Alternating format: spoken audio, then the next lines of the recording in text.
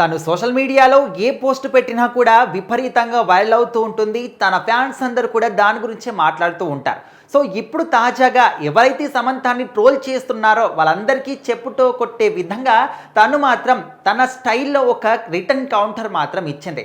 మీకు సిగ్గుంటే ఒక 3 పుల్అప్స్ చేయండి, అప్పుడు నన్ను కామెంట్ చేయండి, కానీ అప్పటి వరకు నన్ను కామెంట్ చేసే రైట్ కానీ నన్ను బాడీ షేమింగ్ చేసే రైట్ కానీ ఎవరికి కూడా లేదు అంటూ సోషల్ మీడియాలో మాత్రం సమంత ఈ యొక్క పోస్ట్ పెట్టింది. అయితే సమంత రీసెంట్ టైంలో ముంబైలో ఒక జిమ్లో వర్కౌట్ చేస్తూ బయటకు వస్తున్నప్పుడు మీడియా వాళ్ళు కానీ స్థానికులు కానీ ఫొటోస్ తీస్తున్నప్పుడు వాళ్ళందరి మీద కూడా ఫైర్ అయింది. మరి ఆ వీడియోలో కానీ రీసెంట్గా ఎక్కడ కనిపించినా కానీ సమంత కొంచెం సన్నగా కనిపించింది. ఇంతకుముందు మయోసైటిస్ వ్యాధి వచ్చింది, అప్పుడు కూడా కొంచెం బాగానే కనిపించింది. ఇప్పుడు ఆ వ్యాధి తగ్గిపోయింది, కొంచెం కోలుకుంటున్నాను, ఇప్పుడిప్పుడే మళ్ళీ సినిమాలు చేస్తున్నాను, ఇంతకుముందు ఆ వ్యాధి ఉన్నప్పుడు సినిమా ఛాన్సెస్ కూడా వదులుకున్నాను అని చెప్పేసి సమంత చాలా సందర్భాల్లో చెప్పింది.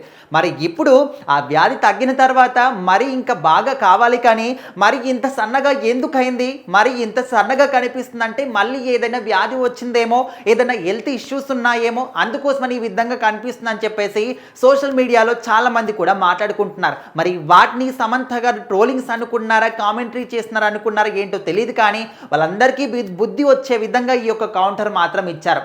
మీకు సిగ్గు ఉంటే మరొకసారి ఈ విధంగా బాడీ షేమింగ్ చేయకండి. ఎదుటి వాళ్ళని బాడీ షేమింగ్ చేస్తున్నారంటే ముందు మీరే విధంగా ఉన్నారో ఒకసారి అద్దంలో చూసుకొని అప్పుడు మాట్లాడండి. మీకు సిగ్గు ఉంటే ఒక 3 పుల్అప్స్ చేసి మాట్లాడండి. అప్పటి వరకు ఎదుటి వాళ్ళని కామెంటరీ చేసే రైట్ కానీ నన్ను కామెంటరీ చేసే రైట్ కానీ ఎవరికి కూడా లేవు అంటూ సమంత గారు ఈ పోస్ట్ మాత్రం రాసుకొచ్చారు. ఇంకొంతమంది నాగ చైతన్యని ఉద్దేశించి తను 2 పెళ్లి చేసుకున్నాడు కాబట్టి ఈ విధంగా మాట్లాడుతుందేమో ఇండైరెక్ట్గా అనుకుంటున్నారు, కానీ తను పెట్టిన పోస్ట్లో మాత్రం ఎక్కడ నాగ చైతన్య క్రెడిటర్గా అస్సలు లేదు. జస్ట్ సమంత గారిని ఎవరైతే కామెంటరీ చేస్తున్నారో, ఎవరైతే ట్రోల్ చేస్తున్నారో వాళ్ళని ఉద్దేశించి మాత్రమే ఈ యొక్క పోస్ట్ పెట్టింది. దీన్ని కూడా కొంతమంది వక్రీకరించి తను మళ్ళీ నాగ చైతన్య గురించి మాట్లాడుతుంది అనే విధంగా అంటూ ఉన్నారు. అందులో